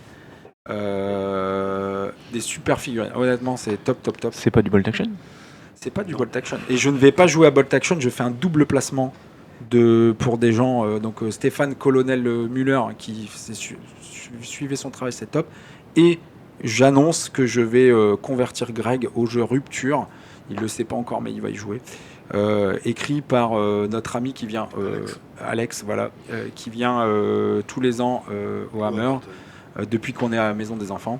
Donc, qui a développé un jeu avec plein de campagnes, etc. Il y a une communauté petite mais assez dynamique et qui se veut un jeu accessible comme Bolt, pas trop compliqué, mais assez historique, qui respecte, qui est très dans le respect de ce que fait l'historique. Donc, je trouve qu'il a trouvé exactement le bon milieu, en fait. Et il n'est pas trop compliqué au niveau des règles et voilà. Et donc là, du coup, en Deuxième Guerre mondiale, niveau impression, on est au top. Voilà. Désolé, j'ai fait un peu long. Ça marche. Merci, Dim. Des remarques sur l'impression résine ? Enfin, moi je connais pas, mais ça va, c'est fermé. Ça a l'air beaucoup plus technique que l'aérographe quand même, parce que l'aérographe t'as des paramètres. Une fois que t'as compris, comme tu dis, au plus tu pratiques, au plus c'est facile. C'est du feeling après. Une fois que t'as compris le truc, c'est instinctif. Là, ça a l'air pas du tout instinctif et quand même assez technique et c'est assez. Très technique. Faut savoir réfléchir, j'ai l'impression. Enfin, après, peut-être dans 10 ans, ça sera, comme tu dis, tu brancheras, t'imprimeras et puis basta. Pour avoir testé, en fait, soit tu réfléchis, soit tu dis, soit tu fais. Tant pis, ça va merder. Poup, et puis tu fais ça marche bien là. Ouais, on n'y touche plus. Hein. Ça, au bout de 5 fois, tu dis ça marche pas du tout. Puis tu fais ça y est. Et ça en marche. fait, j'ai imprimé la même figurine par exemple qu'avait imprimé Vonnie. Et puis je regarde la mienne, je fais elle était jolie tout ça. Je regarde la sienne, je fais c'est la même.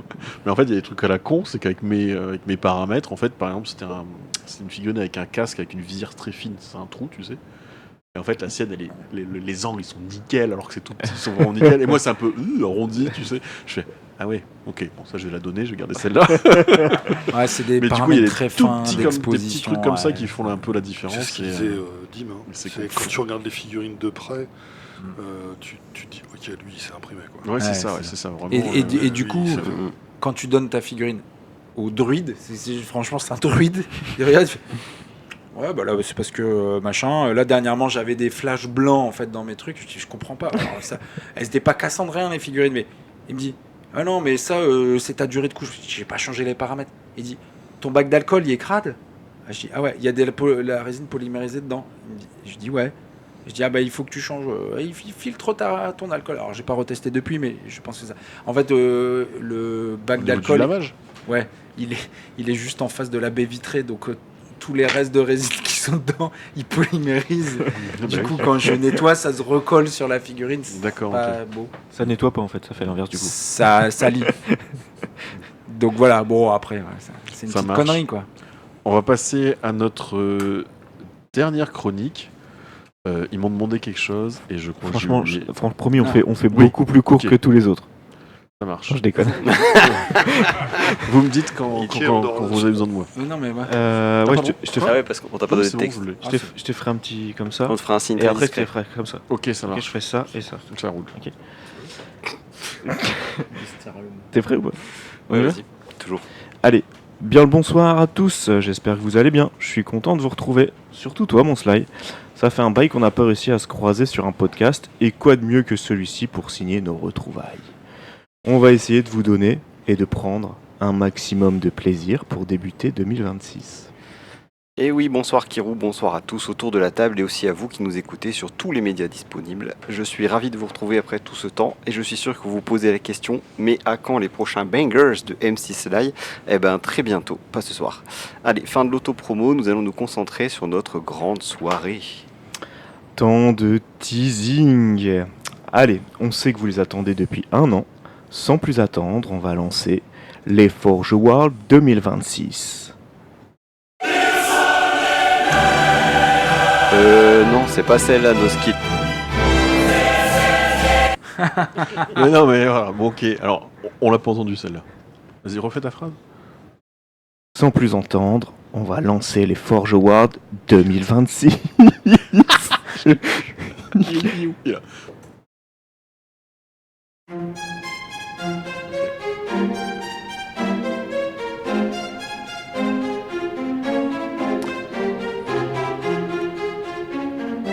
Mais pour les néophytes, et on ne parle pas de ceux qui ont maigri dernièrement, Ah, ça me fait plaisir que tu aies remarqué que j'ai repris le sport. ok. Donc on va rappeler rapidement le principe quand même de ces Forge Awards. Diverses catégories, divers nominés, des gagnants désignés totalement subjectivement par un grand jury composé de votre duo préféré ici présent. Mais surtout, du bonheur pour tous. Et n'oubliez pas, votre tour peut venir. Et nous débutons avec la catégorie qui intéresse le plus tous les éditeurs de jeux qui nous écoutent, et ils sont nombreux, car ils veulent savoir si leur bébé a percé dans le meilleur club de France, que dis-je, du monde. Car oui, avec plus de 1000 jeux de plateau sortis en 2025, il y aura de la compétition pour sortir du lot. Et nous n'allons donc absolument pas en parler, et nous concentrer sur les seuls vrais bons jeux, les jeux de figurines. Ah, et oui, nous savons que ces jeux ne sont pas tous sortis en 2025, mais c'est nous qui faisons, donc c'est nous qui avons raison, comme dit le chef. J'en profite pour rappeler que nous ne sommes pas sponsorisés, mais que nous restons ouverts aux dons. On vous envoie notre PayPal en MP, il n'y a aucun problème. Donc, première catégorie, la catégorie donc révélation de l'année 2025. Les nommés sont Légion Imperialis, De tout petites figurines avec un grand potentiel. Marvel Crisis Protocol, Qui n'a jamais rêvé d'enfiler des collants en latex et d'envoyer un bus sur son adversaire. Infinity Des D20, des mots-clés et des reptiliens. et Warhammer The Old World. Ils auraient pu l'appeler Warhammer V9, non? Et le grand vainqueur est Légion Imperialis. Après des débuts mitigés au sein de la Forge, Légion impérialiste a finalement su conquérir de nombreux cœurs, avec notamment pas moins de 5 membres du bureau sur 5. Son échelle différente, son système de jeu alterné et ses possibilités de campagne ont réussi à confirmer l'incrustation du jeu à la Forge. Bravo, bravo. Un mot du vainqueur peut-être? Ah oui, pardon, le témoignage est en 8 mm. La catégorie suivante est toujours un pari pour nous, car comment savoir quels sont les jeux qui vont réussir à éclore en 2026, à s'imposer comme des visiteurs réguliers du vendredi soir, voire des moteurs de Forge 920. C'est un équilibre particulier qu'il faut atteindre entre des règles accessibles, des figurines qui attirent l'œil et un aspect narratif assez riche, car, ne l'oublions pas, l'histoire est toujours au cœur du jeu à la Forge. Dans la catégorie Meilleur Espoir 2026, les nommés sont Worlds of the Traitor Stall, ou GOT pour les intimes. Qui n'a pas envie de jouer une millier, c'est de faire respecter l'ordre en 2026, franchement. Holomok, On n'a pas encore trop compris ce que c'était, mais ça sonne bien. Stargrave La VF arrive enfin, alors ça peut que cartonner. et Turnip 28. Qui veut jouer des navets, des poireaux napoléoniens grimdark? Miam miam. Et le vainqueur est Stargrave. Un jeu d'escarmouche futuriste avec un système d'évolution de bande et de campagne sans être trop prise de tête qui permet en outre de jouer les figurines que l'on souhaite. Il n'en fallait pas plus pour assurer un carton à venir. Un ressenti, monsieur Stargrave? Wouah, ça fait plaisir de ouf ça, je m'y attendais pas du tout. Moi je traîne par là depuis un bon bout de temps mais en anglais dans le texte. Et là je me fais traduire et bim, le Ward. Putain, si j'avais su j'aurais copiné plus vite avec les Froggies hein. En 2025, comme tous les ans, de nouveaux jeux ont débarqué. Mais comme chaque année, de vieux jeux font leur comeback à la faveur d'un « Eh, vous vous souvenez de ce jeu ?» ou d'un « Eh, ils sortent des règles mises à jour !» Il n'est pas simple d'assumer un comeback. Il faut tenir dans le temps, apporter suffisamment de nostalgie, mais sans un goût de surrané. Et puis à la forge, tout va très vite. Et parfois un comeback ressemble d'ailleurs à une percée d'un nouveau jeu. Alors qu'en fait il a déjà été joué mais vite oublié. Les comebacks ne s'appuient pas sur des influenceuses ou des effets de mode poussés par les studios ou les designers. Ils sont souvent poussés par la motivation de quelques-uns. Bref, je radote, pardon. Les nommés du comeback de 2025 sont Star Wars Légion, Une bonne franchise avec de nouvelles règles. Warhammer Horus Heresy, Une bonne franchise avec de nouvelles règles. Warhammer The Old World Une bonne franchise avec de nouvelles règles. et Warhammer 40 000. Une bonne franchise avec de nouvelles règles. Et le vainqueur est Warhammer The Old World. Fort d'une belle campagne lancée cette année et d'un noyau de joueurs motivés, le système de jeu au socle régimentaire a réussi son comeback au sein de la Forge, en recrutant de plus en plus d'aficionados. Un petit mot peut-être ? Oh merci, c'est vraiment un immense honneur de remporter ce prix. Il ne signifie pas grand-chose pour moi, mais je suis heureux tout de même. Merci à mes créateurs, sans qui je ne serais pas là aujourd'hui. Merci mon vieux. On enchaîne maintenant avec la séquence pincement au cœur, les disparus de l'année 2025. Sortez vos mouchoirs. Ils ont vécu leur temps à la forge, pas oubliés, mais remplacés, plus joués par manque de temps ou de motivation. Parfois, ils préparent juste leur comeback pour l'année suivante. On l'a bien vu avec Star Wars Legion. Parfois, ils ont été trop fortement exploités, puis ont lassé.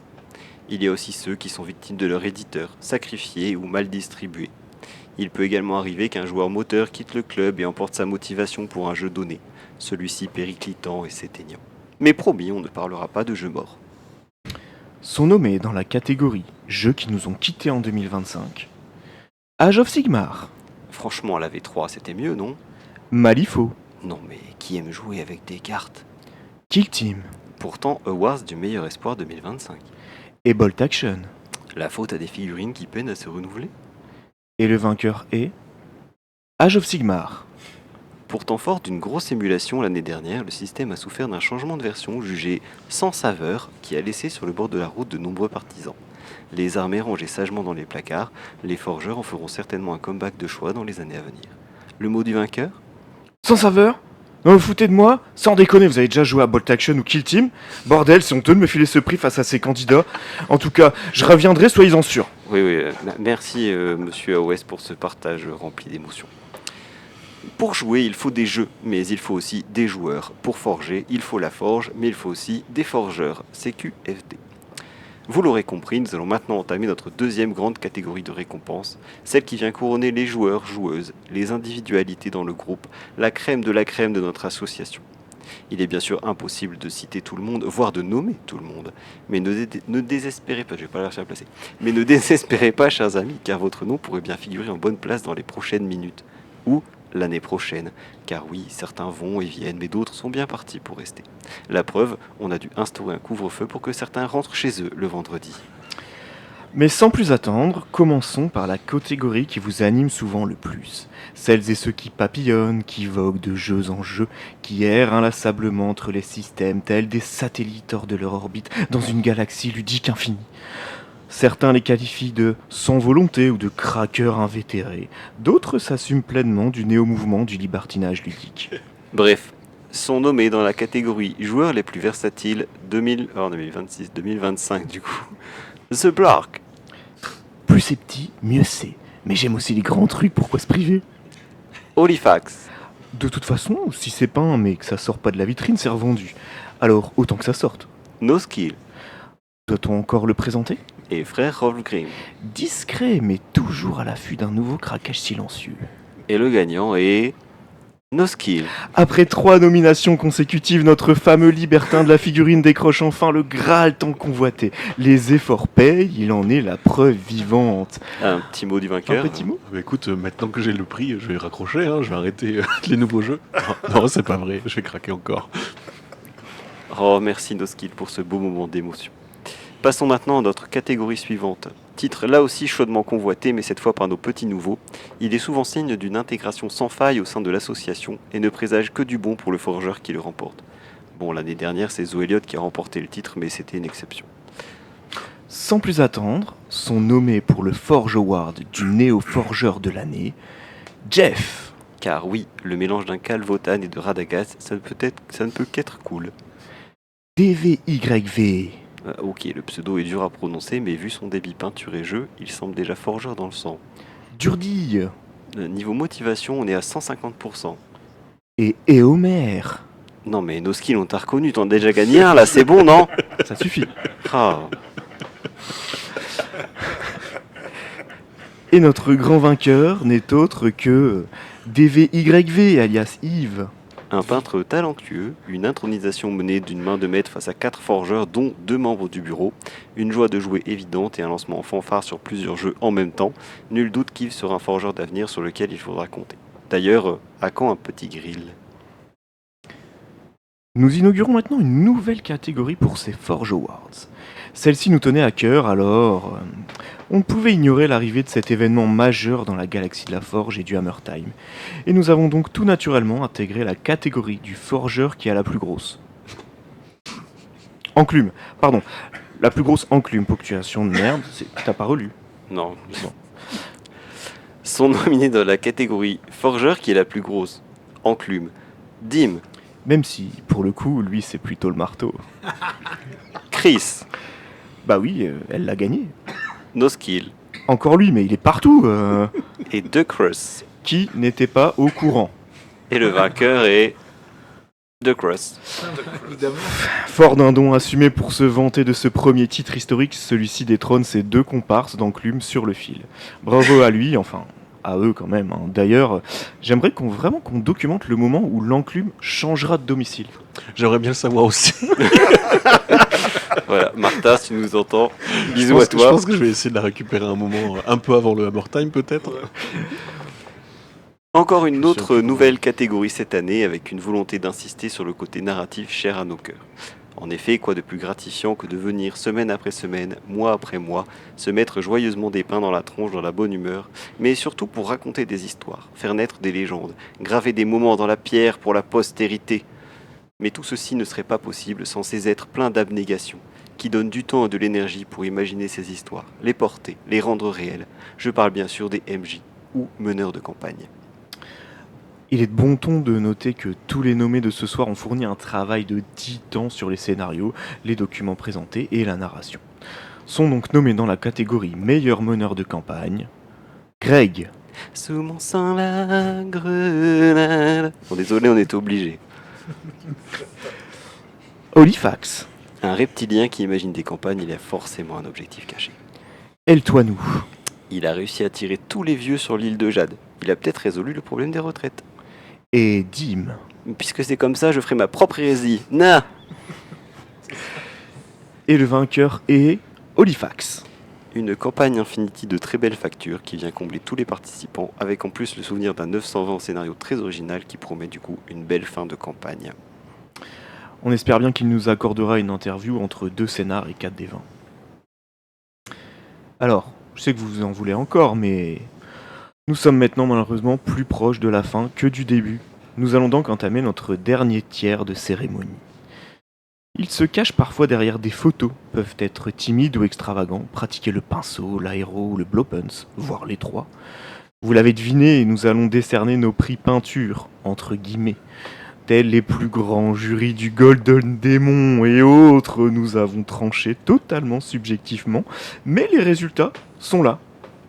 Et donc, dans la catégorie peintre le plus prolifique en 2025, sont nommés The Blark, 1274 figurines peintes en 2025, même si 95% sont en 8 mm, ça compte.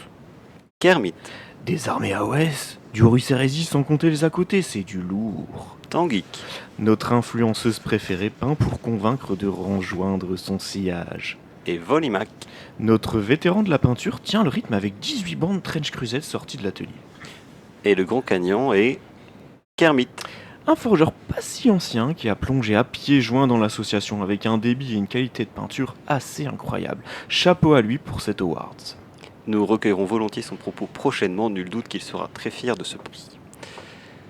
Nous allons maintenant ajouter à la longue liste des récompenses subjectives remises ce soir un prix qui récompense la motivation, l'acharnement, mais aussi l'écoute et la pratique. Non, nos skills, on ne parle pas encore du libertinage au sens premier, mais bien du Forge Award de la meilleure progression peinture de l'année.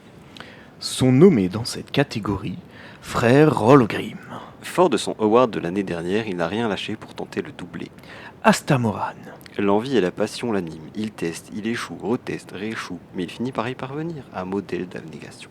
Manche-Caillou Perfectionniste, il varie les thèmes et les supports pour tenter d'aller chercher ce titre. et Sly. Non mais tu te fous de ma gueule là. Ouais, bon, un peu, j'avoue. Bon, allez, passons au résultat. L'award est donc attribué à Astamoran. Parce que j'ai jamais vu quelqu'un s'acharner autant pour faire un effet de plasma et finir par y arriver sans tuer le reste de sa figurine. Puis bon, en vrai c'était beau quoi. Nous passons à présent à l'award du président, parce que c'est lui le chef et qu'il pense à des trucs auxquels nous on pense jamais. Donc on lui a demandé de remettre un award à la personne de son choix pour le motif de son choix. Monsieur le président, Attention, t'as pas 2 heures. J'ai pas 2 heures. Je l'ai écrit, c'est écrit. Alors je vais donner un award à Astamoran. Je vais donner un award à Astamoran. Ça lui fait un doublé. Ça lui fait un doublé, incroyable. Je vais donner un award à Astamoran parce que quand on me demande de parler de l'esprit de la forge, j'ai posté une photo sur le forum à la fin du Hammer Time 7 où c'est lui en tant que voltigeur qui incarne l'état d'esprit post-Hammer Time 7 où on est ravi et on est éclaté. En fait, il est contre le mur, vraiment vanné. Il est obligé de faire une sieste. Mais tu vois que le mec, il est dans une sieste de bien heureux. En fait. Et cette photo, elle me reste marquée pour 2025. Donc je lui file l'award. Et bah voilà, du coup ça lui fait un doublé. Merci Monsieur le Président. Vous le savez certainement, et sinon vous l'apprenez, tous les ans nous décidons d'un award surprise, un prix décerné par un membre à qui il souhaite, pour ceux qu'il souhaite, mais dans l'improvisation la plus totale, personne n'est prévenu à l'avance, c'est ce qui fait le charme de cette catégorie. Alors cette année nous avons décidé unanimement à 2 de demander à MASP de remettre le Forge Award surprise. On t'écoute. Oh la pression. Ah, la pression, les Ah gars. ouais. Ah, c'est pas un cadeau. Alors, le Forge Award surprise, allez.